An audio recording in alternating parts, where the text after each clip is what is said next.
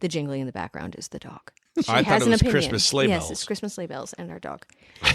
Okay, so are we doing an episode? Sure.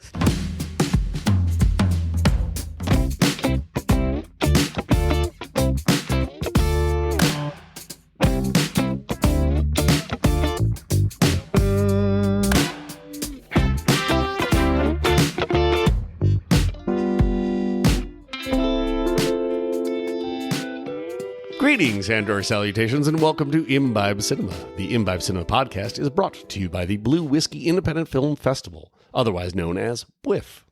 We are currently accepting submissions for our 2025 festival. We seek independent, character-driven films of all lengths, styles, and genres. To learn more, please visit bwiff.com.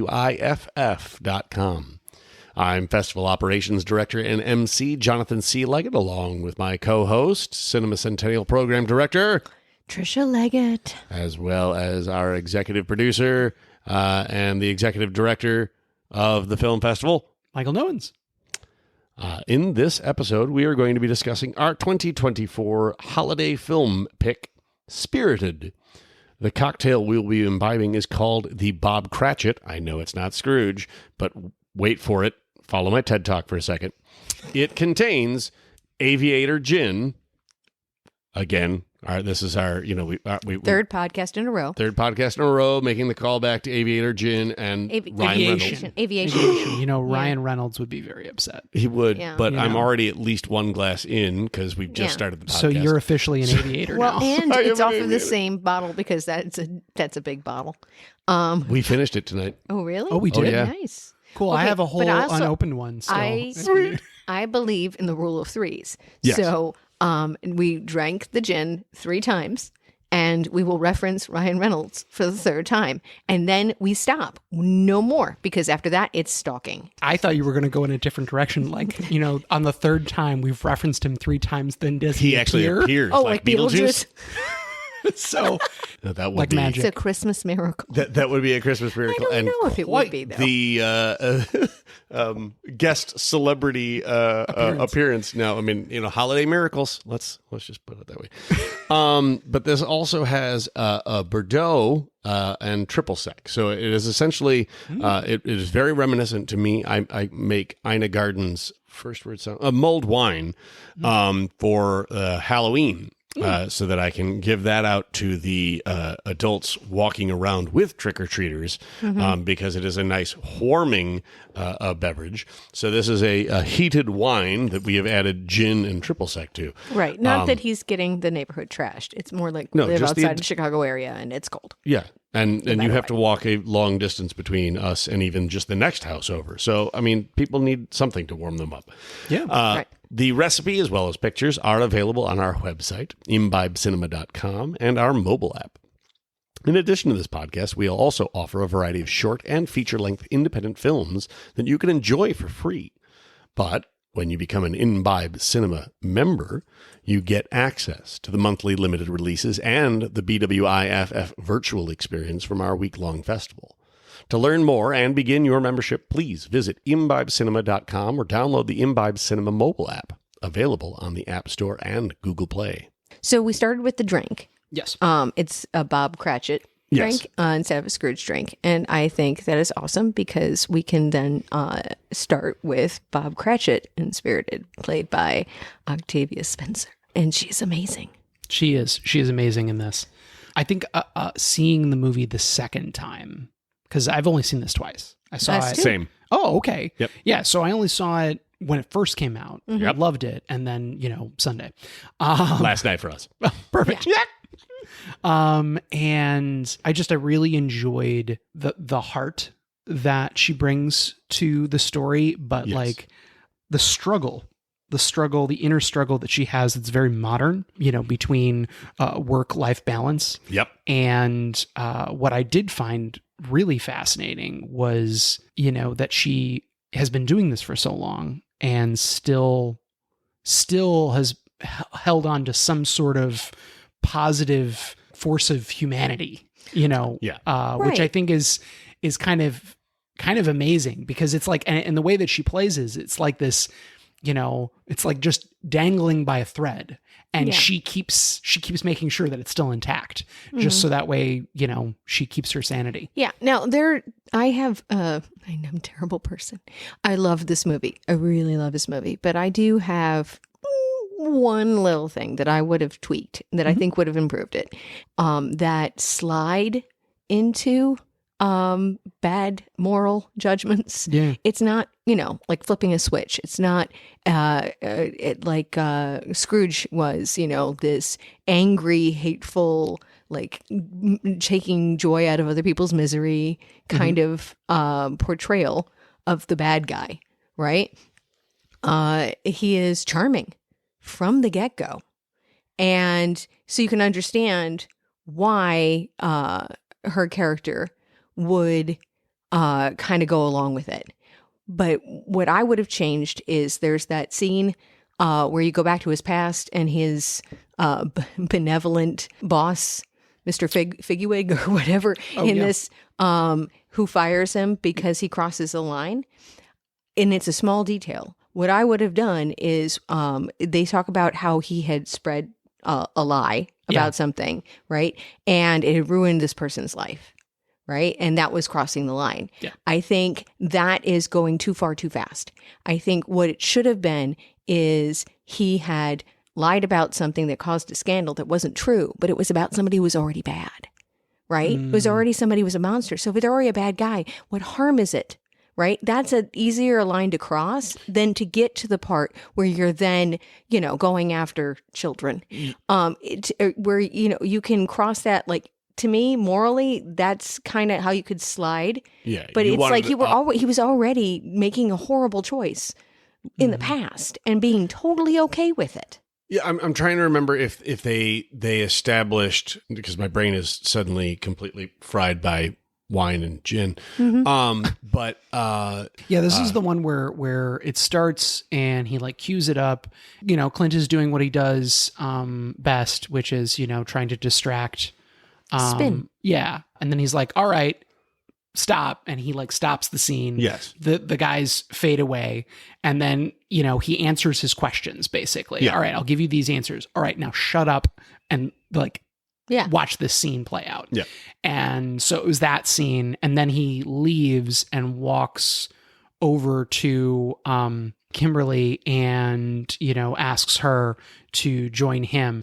It's not like she just decides to do this. Like the boss actually pretty much gives her the nod, like go with him. Go, like, yeah. you know. It'll be better for her career-wise. Correct. My biggest hiccup with the whole story is his decline into becoming unredeemable, and he's likable from the beginning. And I feel like if we just made him just a tad bit unlikable, and then you get under the skin, and then you're like, oh, he's really likable, you know. I don't know. There's just something there that I think could have heightened it. Sure. But again, it still is an incredible movie. And the only reason I think I'm drawn to that is because we are doing a take on the Christmas Carol. Yeah. And because I can see Will Ferrell's journey clearly, and it's harder to see Ryan Reynolds' journey. His change from being unredeemable to redeemable, because he's always likable. I feel like Ryan Reynolds plays this character a lot, and it's somebody that if you were there with him, you wouldn't like him. But because you're watching a movie, you know, you find him funny. Like him as Deadpool is a prime example. He uses you really wouldn't want to probably be around Deadpool. Right. No, but he uses humor and wit to deflect and, in fact, to attack. Yes.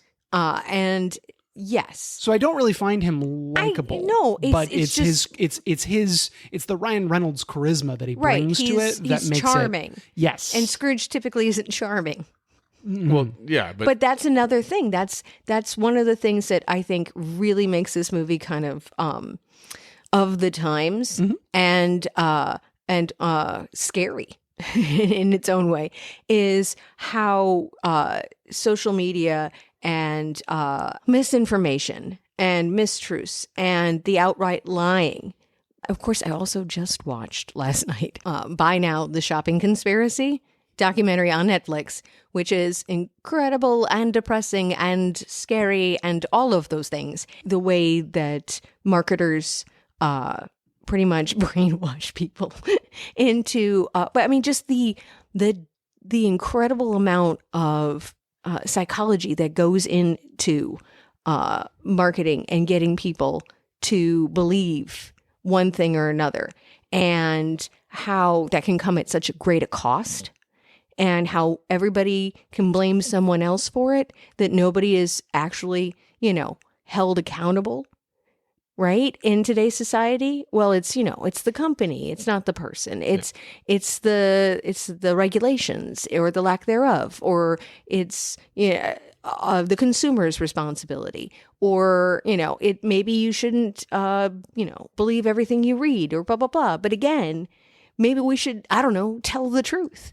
And the fact that he is kind of the master of lies and misinformation, and he's so charming is, well, that's kind of very villainous, right? Yeah. Yeah. You're not wrong. My tangent over.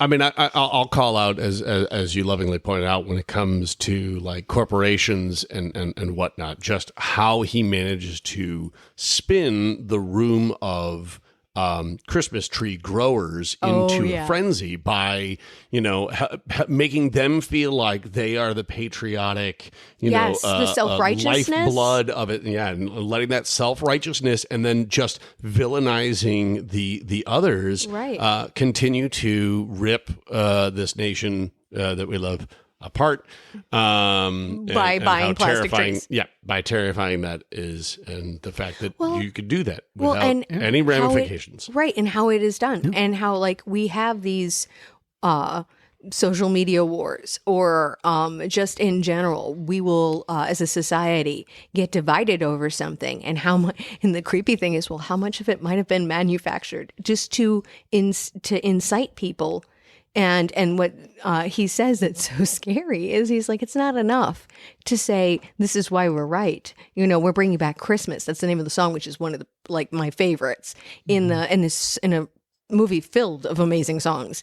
The Bringing Back Christmas song, about like how we're bringing back nostalgia and what Christmas should be, and how like this is a point of pride. But it's more than that. You have to make them hate not only the producers of your opposition, your competitors. You have to hate the consumers of those products, and that hatred is what's gonna like make that righteousness is going to make profit.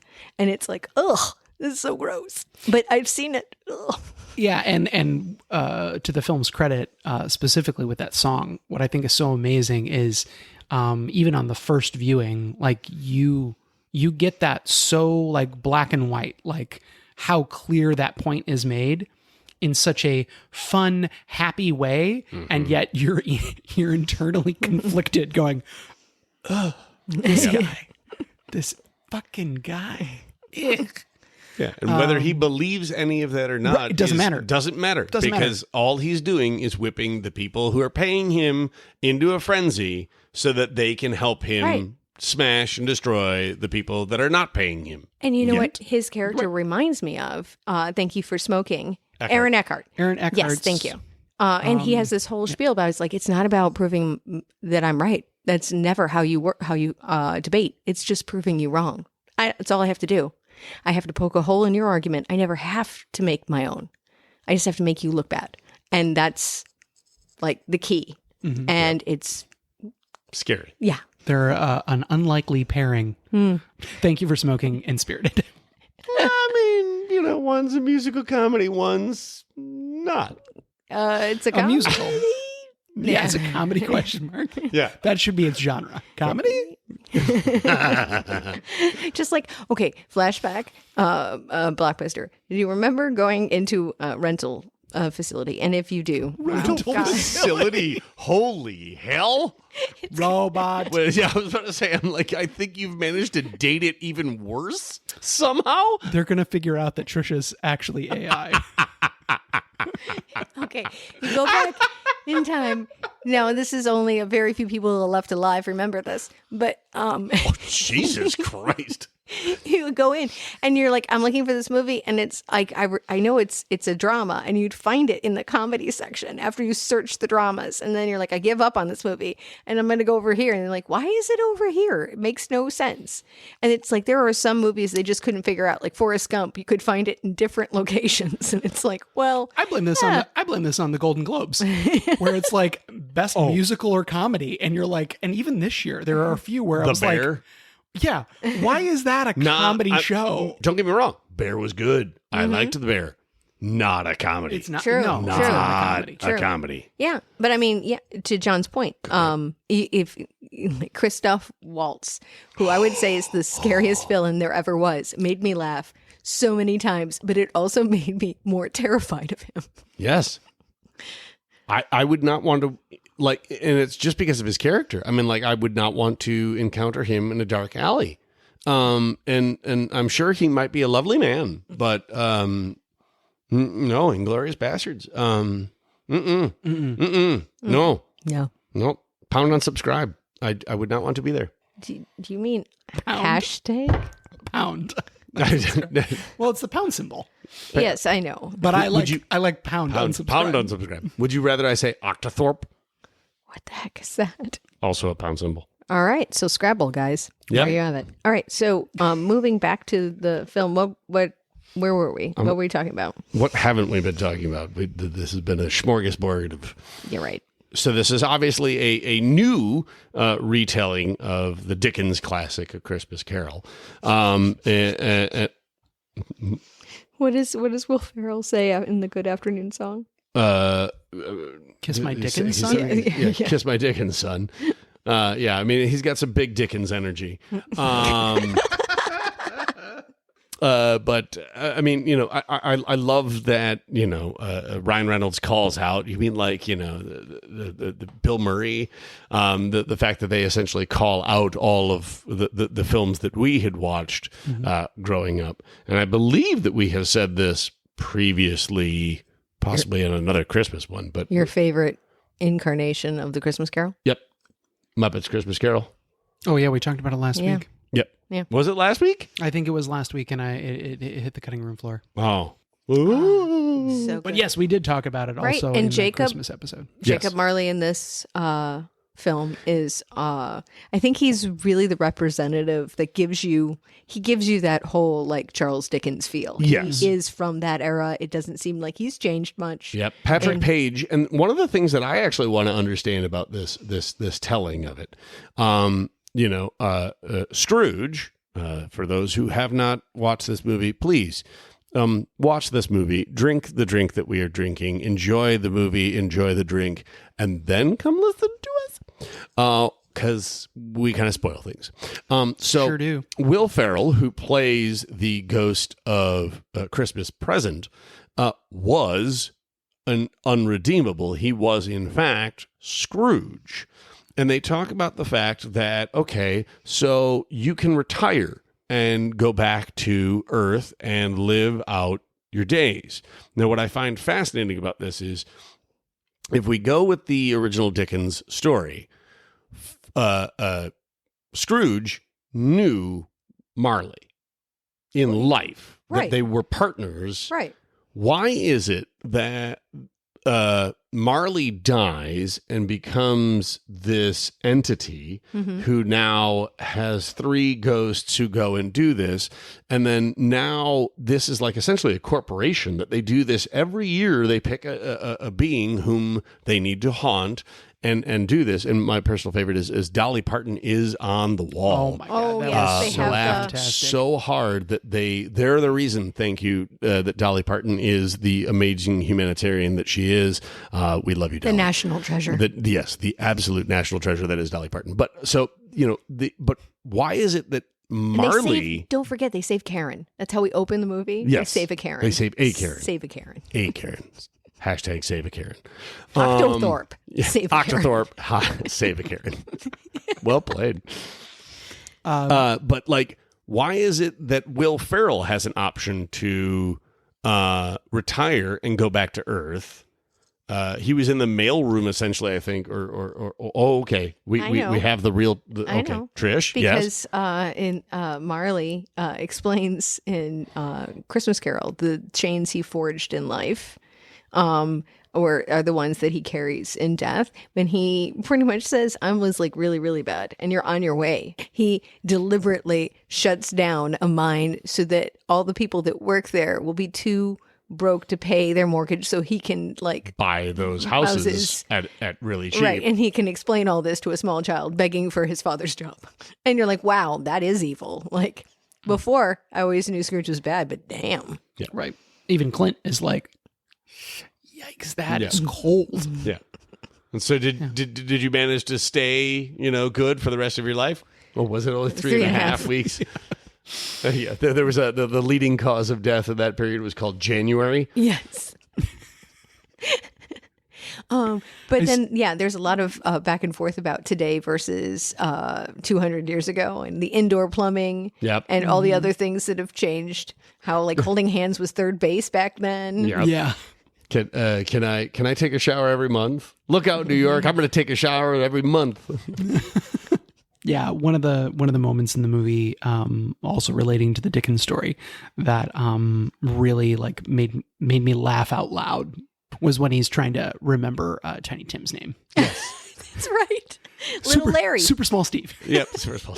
Micro Mike. Yeah. It's one of those where you're like, was this like multiple takes and oh god, yes, just coming up with whatever, and you can only your objective imagine... is. It's Tiny Tim. That's Ryan Reynolds' objective. It's Tiny Tim, and Will Ferrell is like, it's any other name than that. Which could you imagine being one of the background artists in that elevator? Oh my god! How many takes were ruined? You have to be like a background artist that's like, I don't break. No, you either have to be a background artist that says I don't break, or you have to be listening to like death metal in like earbuds and just not know like at 11 because you're or deaf. Right. Okay. So, all right. One of my favorite parts of this movie that I'm very excited that we get to talk about this movie in regards to filmmaking in general is the choreographer, because the incredible amount of they go all out for the dancing in every number, but it's like every number one-ups the next in going above and beyond. They're all like Broadway show-stopping, ridiculous, incredible numbers. And then I had to look up, because not just the special effects, like the stuff they do with the flashlights, the stuff they do with the water, the stuff they do with the acrobatic people. There's like this whole thing where they're dancers on like pogo sticks at the very, very end. The other thing with the choreography that I particularly enjoyed, the use of tap. There's a lot of tap in this, and even the call out to tap after good afternoon is just so funny. Yep. Like it's such an expressive medium. Yep. Oh yes. Well, no, and the fact that they took tap, they trained to be in this film, but it's more than the effort that they put in and by they I mean the leads put into the dancing. It's the incredible amount of dancers in the film, and I believe in looking up Chloe's background, she is like like an acclaimed, like world-renowned tap dancer, but she's also other things. She's like she's got a pretty diverse background as far as like directing, producing. Like she's got other credits. This was just like, I have to look up this person because they have like, I'm now a huge fan and need to see more. Well, and it's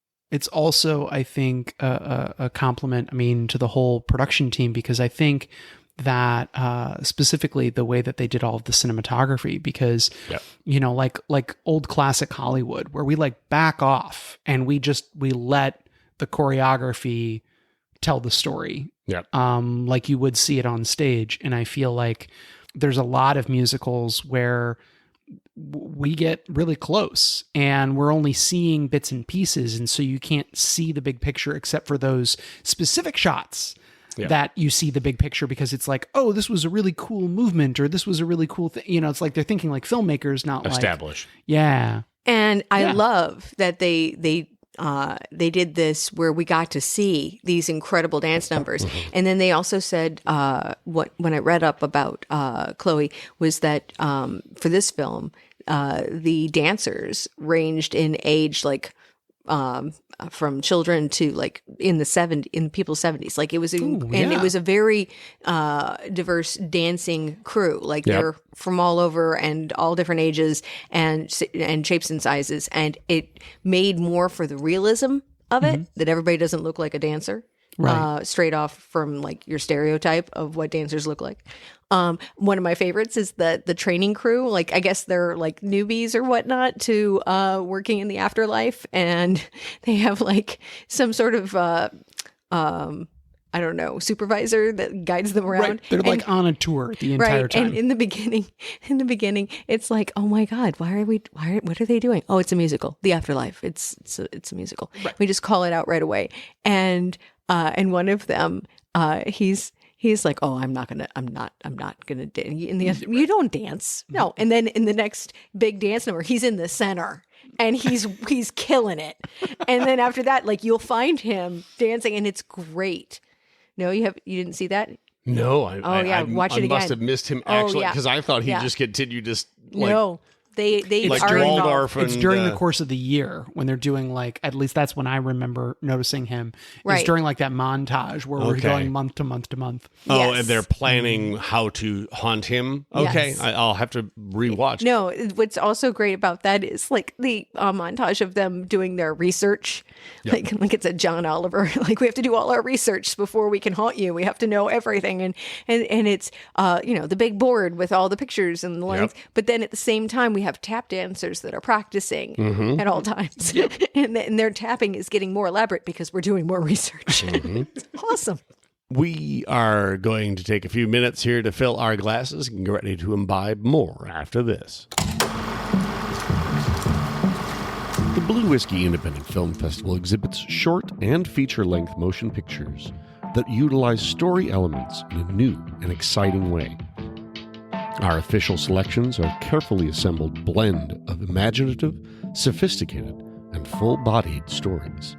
This is what our name represents.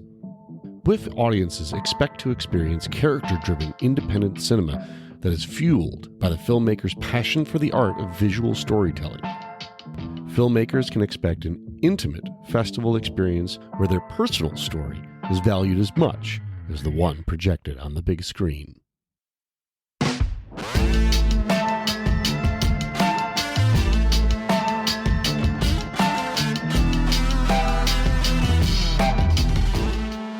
I'm Jonathan C. Leggett, and I am here along with Michael Nunes and Trisha Leggett.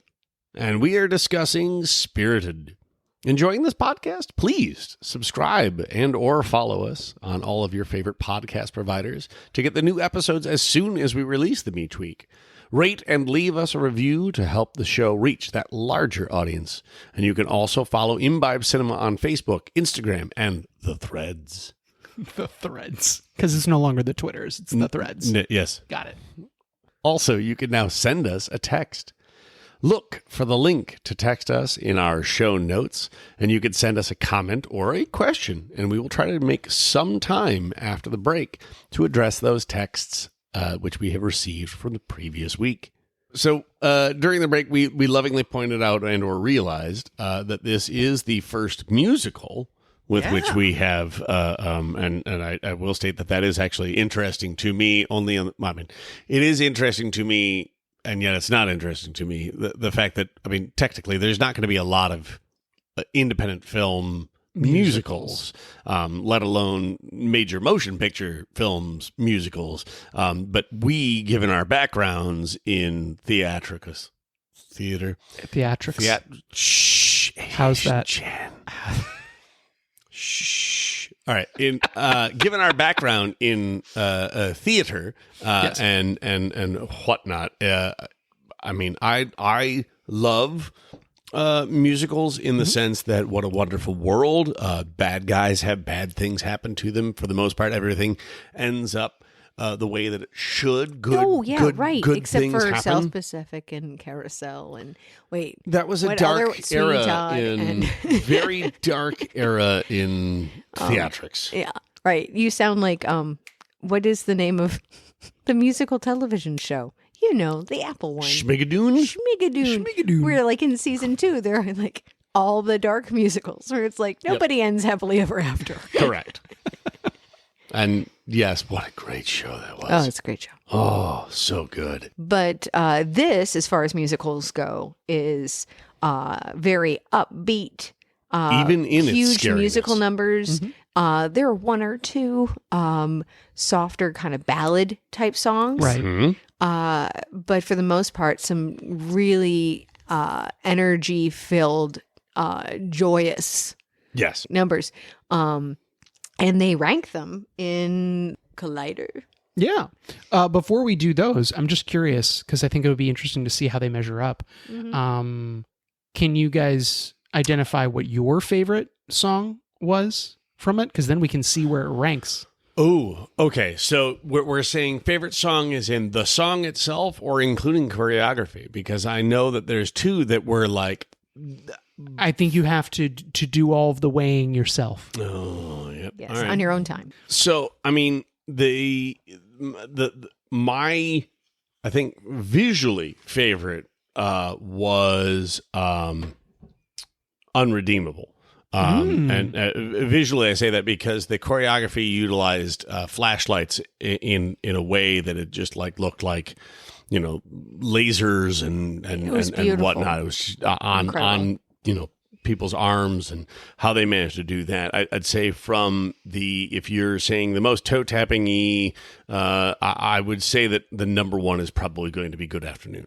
Where I really loved Bringing Back Christmas, as far as the tune, and Choreography was really great in that one, too. and what they did with the tables, Yes. how they utilized the tables in several different ways was incredible.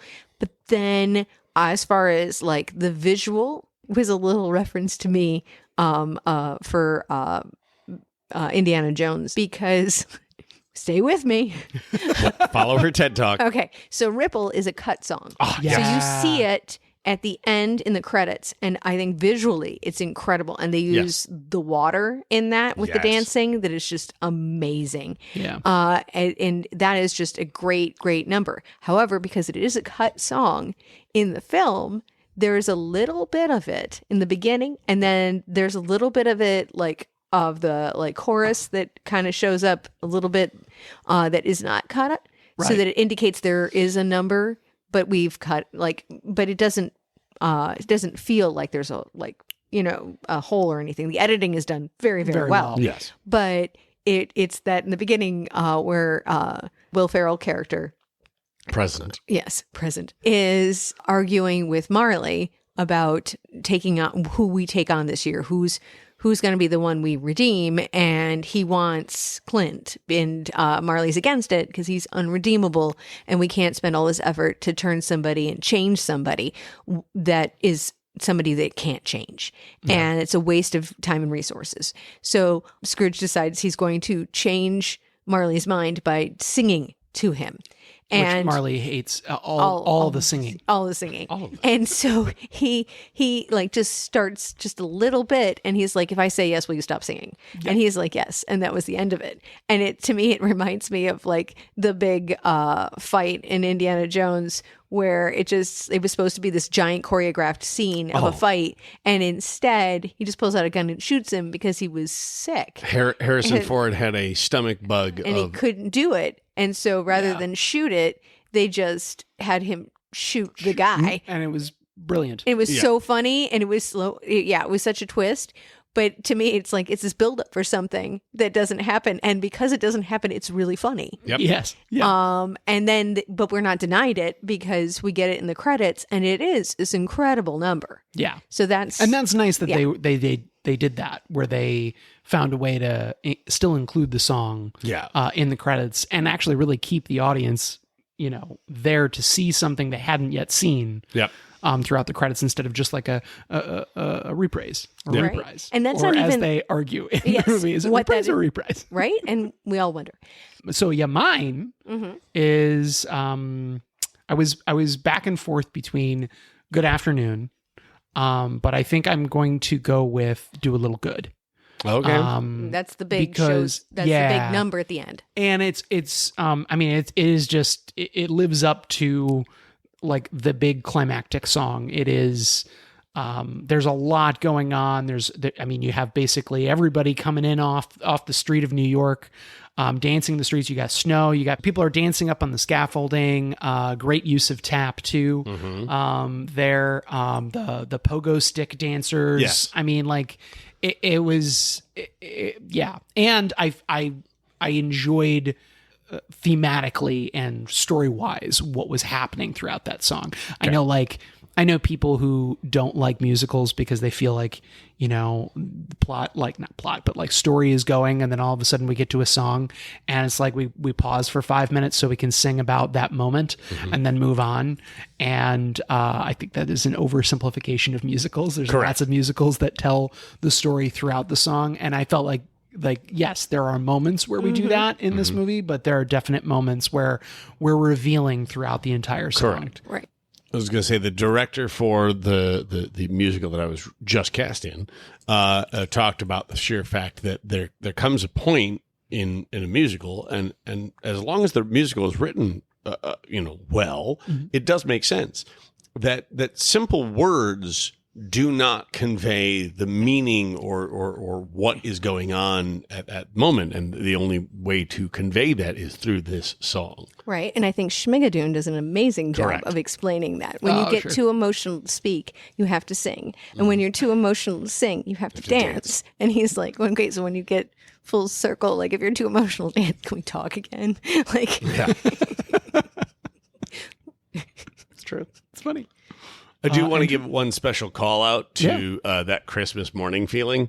I love these instances where productions do this. I want to say that Bring It On did something similar. That Christmas morning feeling is the curtain call. It's as essentially the fact that they have the foresight to each day as they're wrapping a set, have a particular song play and let the actors in the makeup or scene or camera angle that they're in do this song is just fascinating to me because, you're able to compile this and edit it all together at the end. The curtain call is as everybody's taking their bows essentially. And just what a wonderful thing that is to see. My favorite part is when we turn from the backstage crew, which is really like the people that are doing like the Scrooging staff, I should say, the Scrooging staff to the actual crew for the film. Yeah, for the film. Where you switch from that. And that, I loved that. The whole bit where when they're haunting, they have like cue up this scene. Yeah. Cue up this scene. Or the transitions. We have a whole team. They work really hard on these transitions. Yeah. Why couldn't you have just walked me over here? No. You understand? And then like when he will do something that's not on the schedule, where and it's like, no, I need to call out this scene. They're like, but wait, and I know, and you see the people like pulling the walls and stuff into like, and it's like, thanks, Bob.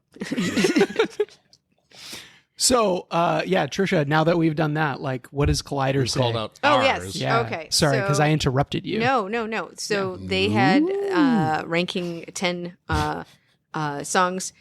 My two were in the bottom. What? Yeah. Oh, really? Yeah. So Bottom 5? Yeah. So 9 was Ripple. Okay. Bringing Back Christmas was 8. Those were my two. Yeah, those are way too low on that list. And The View from Here. Oh, that was such that's a a good good one. Okay, one. Do a Little Good was number 3. Oh, okay. And Good Afternoon was number 1. See? Okay. Called it. Yeah. Called my shot. Shut. Wait, and there was one other one. What was number 2? what was unredeemable? Unredeemable was 6.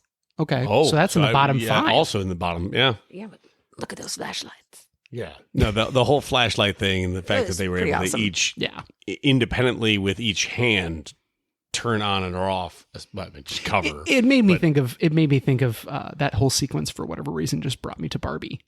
That's fair. Oh, yeah. You know, I just mind I think went a lot there. of this could be Ken. brought to Barbie because of how much realistic it like it's not green screen. There's all of it is everybody's there in person. It's like an old Hollywood musical. The scale of it is huge, and it's all there. Yeah, all there on the soundstage, making these practical effects happen. Yep. You know, maybe enhancing them later in post, but like we're really there doing that. Yeah. So people can change, and and so let's see if the critics agree. Yeah, or if we can change these critics' minds. Yes, because we're Seriously only going to talk that. about the bad ones. Yes. So this movie does have a 70% Only? rating, which is It's actually surprising. good. But yeah, there are a lot of naysayers on a lot of Scrooges. Alternate ending says that is the name of the publication. Alternate ending summarizes the film as a horrifically bloated 127 minutes. they don't like musicals. Wow. Yeah, probably. That's probably what it comes down to. My boss made me watch this. Again, this is one of those instances where, like, I appreciate what the film did in retelling a story that we have seen over and over and over and over and over and over and over again in a way that is not an active retelling. It is even a continuation of and modernizing it in a way that is taking into account social media and trolls and all these other kinds of... You're bloated. Arts Atlanta, or Arts ATL, says... Now, I'm not sure if this is really a criticism or a compliment. It's a big, obnoxious, and has, in parentheses, shudder, a lot of musical numbers delivered with outrageously enthusiastic choreography. Oh, right. So it's a musical. I feel like these people don't like musicals. Yeah.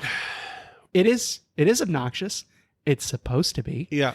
It has musical numbers that are delivered with outrageously enthusiastic choreography. Where's the problem? Yeah. No. Other than somebody who is a cinephile who does not believe that musical theater either exists or should exist in film. It is a medium that still manages to tell the story in a compelling fashion. And I think that all of the songs speak for themselves and are wonderfully choreographed and extremely well written to keep the audience engaged. Tilt magazine, so this is just slightly different.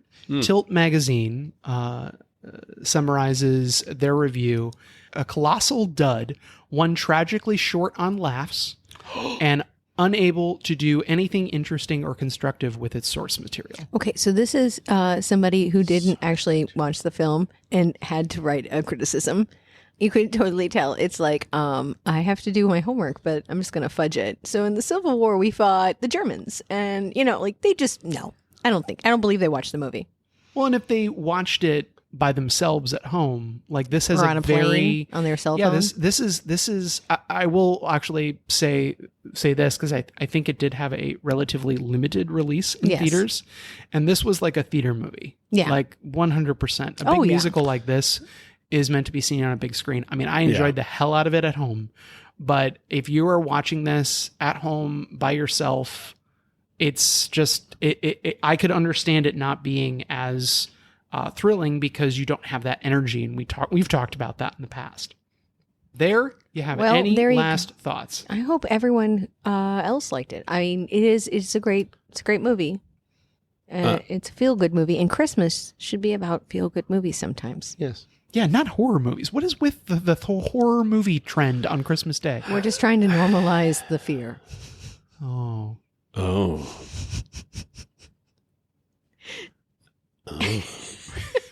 We greatly appreciate our listeners. Hashtag Krampus. Yeah, shit. We greatly appreciate all of our listeners for choosing this podcast, supporting independent films and the Blue Whiskey Independent Film Festival. This is our last episode for this fiscal year, but we'll be back on January 8th with another episode. So I am Jonathan C. Leggett, and thanks for imbibing with us. Happy holidays. Cheers.